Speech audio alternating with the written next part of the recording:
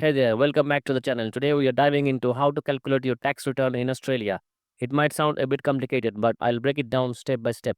First, get your tax return. We need to figure it out your taxable income. Start by subtracting any eligible deductions from your total income. That gives you taxable income. Now let's talk tax rates. For income up to USD 18,200, you pay 0%. For income between USD 18,201 and US dollar 45,000, you pay 16%. Then it's 30% for income from 45,001 to USD 1 lakh 35,000, and 37% for income between 135,000 USD and 190,000 USD. If you're earning over 190,000 USD, you're taxed at 45%.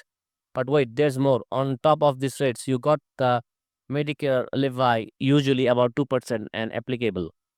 Once all is calculated, you get your final tax payable. If you have overpaid, you'll get a refund. If you owe more, you'll need to pay up.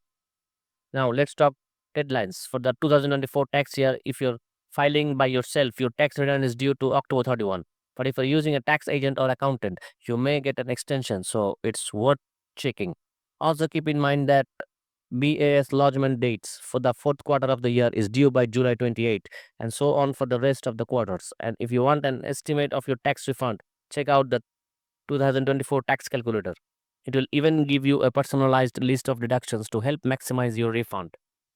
That's it for today. Hope this clears up how the whole tax return thing works. Don't forget to hit and like button and subscribe for more helpful tips.